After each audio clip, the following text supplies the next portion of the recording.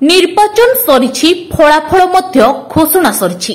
शासक दल बीजेडी साजिछि मुख्य विरोधी दल और पूर्वर मुख्य विरोधी दल थिबा भारतीय जनता पार्टी एबे क्षमतारे रहिछि।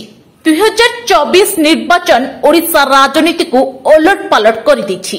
तथापि बीजेडी और बीजेपी रो एही कंदल मध्यरे ओडिशा विधानसभा रे अनेक नेता रेकर्ड मार्जिन रे जीतिछंती। सेमानंक मध्यरे प्रथम रे रहिछंती बिजु जनता दलरु बरीरे लढुतिबा विश्वरंजन मल्लिक, जी की 51,465 भोट रे आगरे रही भारतीय जनता पार्टी रो उमेश चंद्र जेना को परास्त करबा सह सारा ओडिशा रे सबुठारु अधिक रेकर्ड मार्जिन रे जीतिछंती।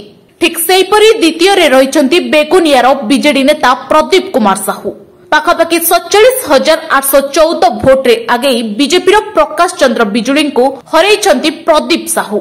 सेहीपरि तृतीय पोजिशन रे चंपुआरु विजय लाभ करितिबा बीजेडी नेता सनातन महाकुड़ प्राय 39,994 भोट रे आगे बीजेपी मुरली मनोहर सिंह को परास्त करिसंती और चतुर्थ रे पाटनार बीजेपी नेता अखिल चंद्र नायक 37,979 मार्जिन रे जीति बिजु जनता दलर जगन्नाथ नायक को हराइछंती।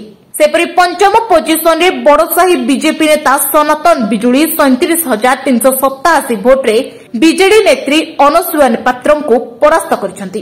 तेबे सारा राज्य रे बीजेडी पछरे रहिथिले मध्य बीजेडी रो अनेक नेता रेकर्ड मार्जिन रे जितिबा परे बेस उत्साह खेली जाइछि बिजु जनता दलर कर्मीक मध्यरे।